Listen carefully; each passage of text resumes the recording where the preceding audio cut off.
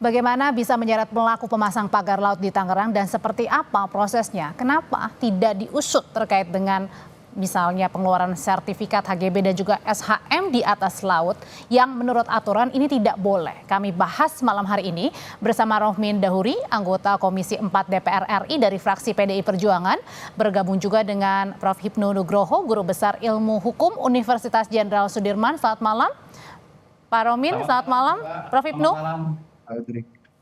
Saya mau ke Pak Rohmin dulu. Pak Rohmin, jadi pertanyaan pertama saya, kenapa berlangsungnya rapat bersama dengan KKP selama 3 jam ini belum ada nama yang diungkap nih, belum ada nama yang disebut. Siapa yang membangun pagar laut ini? Baik, Audrey dan para pemirsa seluruh Indonesia, saya ingin mendiskusikan ini dalam dua stage ya. Stage pertama adalah kejadian yang terjadi saat ini yang lagi hingar-bingar. Yang kedua adalah untuk kedepannya yang saya namakan dengan kotak Pandora, sangat buruknya tata kelola pemerintahan kita ini sangat penting gitu. Nah, untuk yang bab pertama, sebenarnya kalau instansi pemerintahan, entah itu menteri, dirjen, aparat penegak hukum itu tidak ada rasa takut ya, harusnya udah clear and clean itu.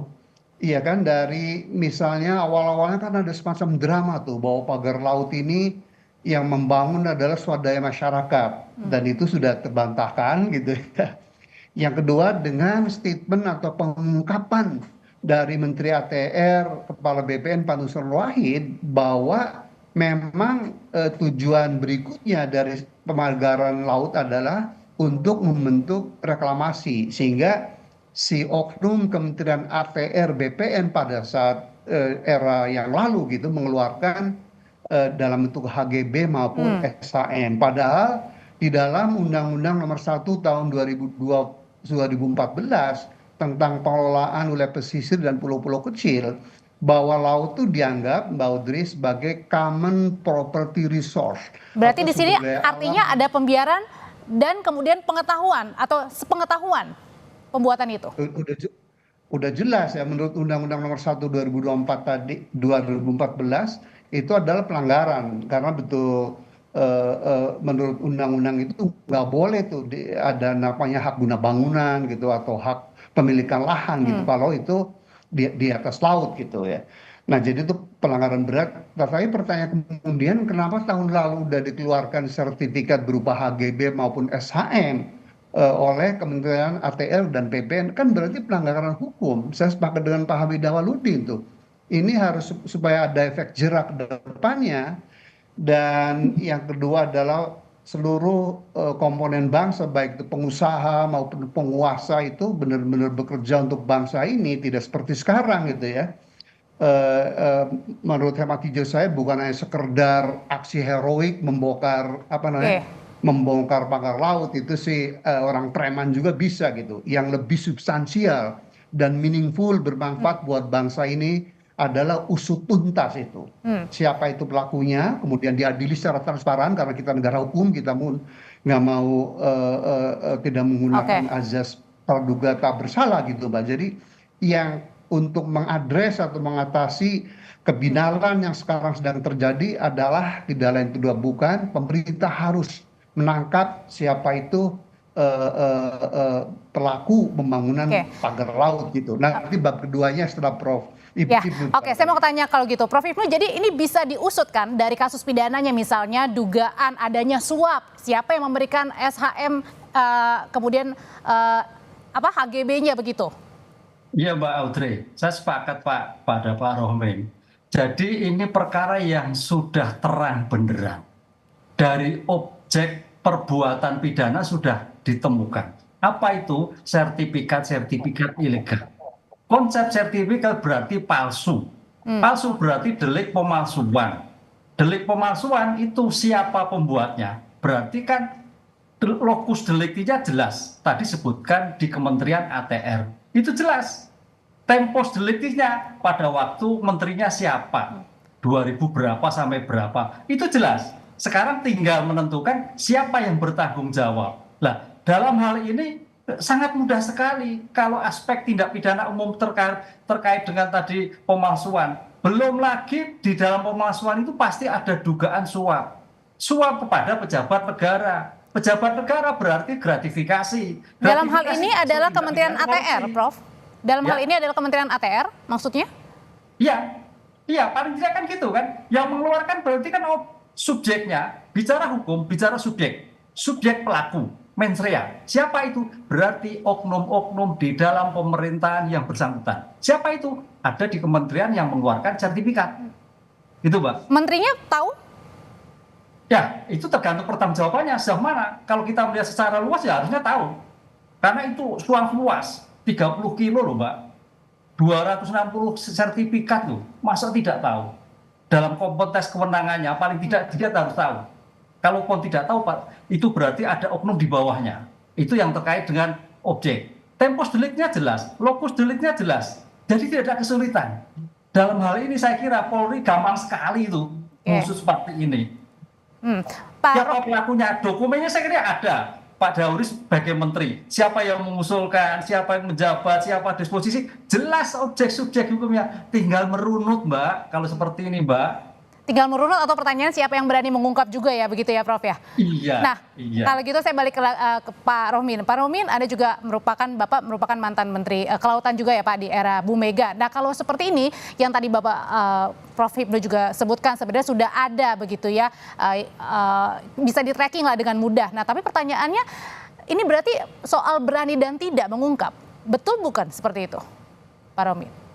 Betul, dan buat saya aneh kalau pejabat atau menteri sekarang itu tidak berani, karena pernyataan presiden yang kita cintai, Presiden Prabowo kan udah tegas gitu. Beliau itu 2 hari yang lalu membuat statement bahwa ini harus diusut tuntas dan dihukum bagi yang melakukan kesalahan gitu, supaya kedepannya ada efek jera gitu.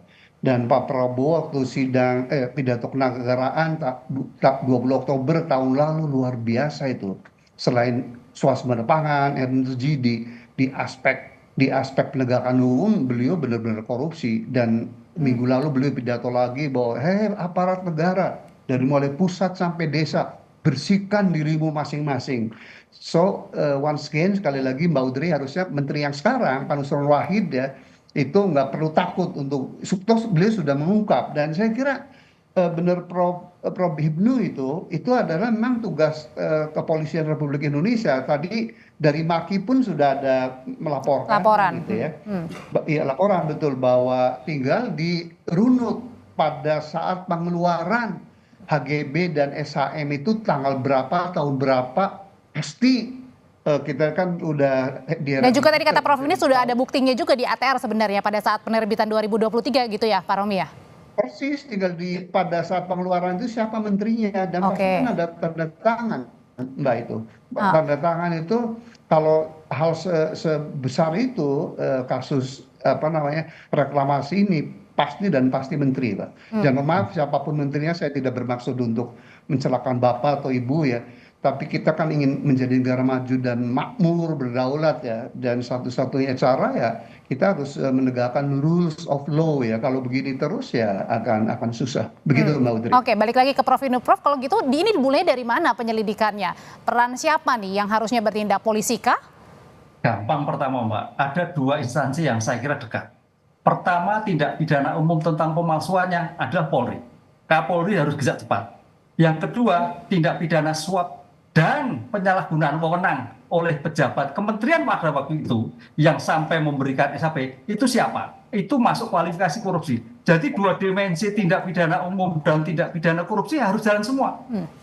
Baik polisian ataupun KPK. Dengan demikian saya kira sangat mudah untuk menentukan. Karena tadi saya katakan barang buktinya jelas, objeknya jelas, lokusnya jelas, temposnya jelas. Tinggal merunut tadi Pak Dauri siapa yang tertulis di situ. Selesai. Jadi tidak perlu rumit-rumit kalau seperti ini dalam pengungkapan suatu perkara. Tapi kalau menurut pandangannya Prof Hipnu, kalau gitu kenapa tidak ada hingga kini ini belum ada terungkap juga, kemudian belum memulai ya, meskipun pembongkarannya sudah dimulai? Ya, saya kira sudah mulai, Mbak. Mungkin sudah mulai, hanya pelan-pelan mungkin. Karena ini kan pelan-pelan, karena ini kan menyangkut sesama pejabat negara. Oke, jadi pemeriksaan saksi dulu begitu ya? sama pejabat negara. Saya kira ini kan kadang-kadang emuh-pekehuhnya di situ. Oke. Sehingga pasti jalan, Kapolri jalan, KPK jalan. Sehingga pada saat nanti tindak pidana umum jalan, tindak pidana khususnya jalan. Ini suatu hal luar biasa. Karena jangan sampai Mbak, dalam kasus ini nanti akan merontokkan nilai penegakan hukum Pak Presiden Prabowo yang kemarin. Dengan tidak kemampuan melakukan penegakan hukum akan turun lagi, Mas. Oke, tapi Itu tantangan yang luar biasa penegakan di antara sesama pejabat di Republik ini. dan biasa paling atau menurut pandangan Prof Hipnu sendiri yang paling tinggi bisa dimintai keterangan sampai menteri, bisa? Pasti. Saya sepakat Pak Menteri tadi. Ini karena luasnya ini 30 kilo, nggak mungkin kepala provinsi, nggak mungkin deputi, pasti menteri yang memberikan suatu instruksi. Sehingga pertanggungjawaban ini paling tidak menyangkut juga pertanggungjawaban individu dan pertanggungjawaban struktural dalam suatu penanganan seperti ini. Artinya ini menteri juga bisa dibawa ke ranah hukum untuk dimintai keterangan awal dulu ya, Prof ya? Pasti Mbak, iya, karena yang bertanggung jawab semua. Jadi bisa diminta pertanggungjawaban di situ, Prof? Pasti, iya, saya sepakat. Karena yang bertanggung jawab atas ATR adalah kementerian. Dan ini menyangkut wilayah. Wilayah yang tidak boleh ternyata dibolehkan. Ini suatu diskresi yang luar biasa. Kalau memang dibolehkan. Tapi kan tidak boleh. Sehingga harus menteri. Nah, menteri siapa itu? Lah, Pak Polisi dan KPK yang harus turun di lapangan. Oke. Jelas, Mbak. Ya, oke Pak Romi, balik lagi. Kalau tadi Pak Sakti dalam rapat kan ini bilang katanya lebih rumit ya kasus pagar laut di Tangerang daripada di Bekasi. Itu kenapa Pak? Kenapa bisa serumit itu di Tangerang? Ya, buat saya udah sangat jelas ya, rumit karena si pembangun sangat boleh jadi si pembangun pagar laut itu benar-benar oligarki yang salah satu Untouchable bisa dibilang Pak Romin? Kenapa? Untouchable? Bisa dikatakan gitu. Saya pun aneh ya Pak Sakti Wahyu awalnya tegas kok begitu, dan ini pun akan menjadi batu uji pertama buat Presiden Prabowo yang awal pidato 20 Oktober lalu itu benar-benar galang, bahkan akan mengejar koruptor sampai ke Antartika ya.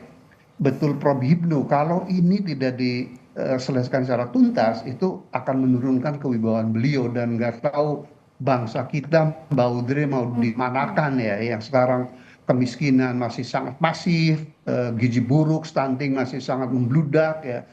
Rumah menurut data Bappenas gitu hanya 67% yang layak huni gitu, dan seterusnya gitu ya. Nah, jadi ini adalah batu uji untuk Pak Prabowo ya, jadi jangan sampai main drama lagi kayak periode sebelumnya, banyak kebohongan, liar dan seterusnya gitu. Dan kalau boleh saya beralih, dan inilah sebenarnya harus kita jadikan titik pangkal memajukan Indonesia.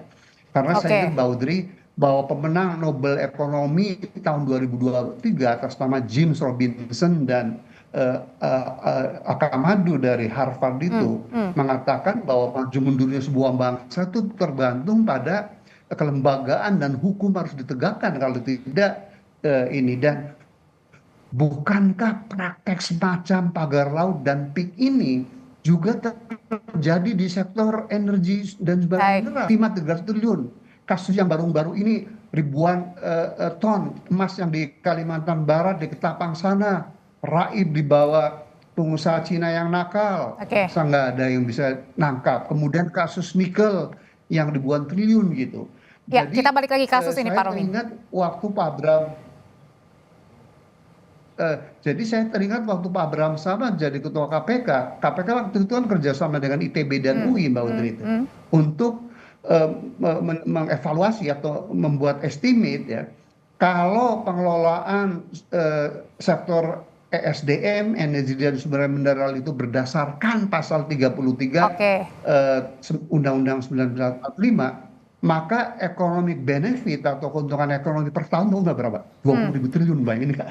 Padahal APBN kita sekarang hanya 3.900. Saya hanya ingin menyadarkan kita semua dari presiden sampai kepala desa gitu ya. Karena kemarin oknum yang digerakkan untuk mengklaim pagar laut itu dibangun secara swadaya itu bukan nelayan, ternyata setelah saya cermati itu adalah aparat desa gitu. Bahwa enough is enough gitu. Jadi sekali lagi pelajaran kedua dari kasus ini justru kedepannya ya kan, bahwa baik pengusaha maupun penguasa harus benar-benar bekerja untuk Oke, bangsa. kalau gitu pertanyaan berikutnya Prof Ibnu, berarti artinya tidak ada alasan untuk tidak mulai penyelidikan. Kan saat ini memang dari KKP sudah mulai meminta keterangan dari para saksi begitu ya. Tapi ini juga tidak tidak ada alasan untuk tidak mulai menyelidiki juga, mulai dari KPK atau polisi atau bahkan kejaksaan mungkin. Ya, tidak ada alasan. Jangan sampai aparat penegak hukum juga melakukan suatu pembiaran kejahatan-kejahatan yang ada di negeri ini. Karena kalau kita lihat buktinya sudah akurat, lokusnya jelas, temposnya jelas, subjeknya tinggal menentukan karena kita berlaku asas hukum, asas praduga tak bersalah. Runtutannya jelas karena bicara SHB, bicara hak milik itu ada bicara dokumen. Dokumen itu gampang sekali untuk melihat, Mbak. Tidak perlu ada uji-uji forensik. Kan begitu. Dengan demikian kita support, Mbak, mudah-mudahan Kapolri cepat bertindak, KPK bertindak, akan memberikan wibawa Presiden Prabowo dalam penegakan hukum di negeri. Termasuk tidak ada SHM maupun HGB di atas laut ya, Prof ya? Itu jelas ya? Itu sudah salah dulu. Tadi kan nggak boleh kan, HM dan HGB itu darat, itu laut kok. Sudah nyebrang itu. Menyalahi itu tadi Undang-Undang nomor 12/14 itu. Salah, itu sudah salah sekali. Berarti di sini sudah ada niat jahat, Mbak. Mensreanya ketemu. Untuk apa? Menguasai tanah, kapling, laut yang digunakan untuk daratan.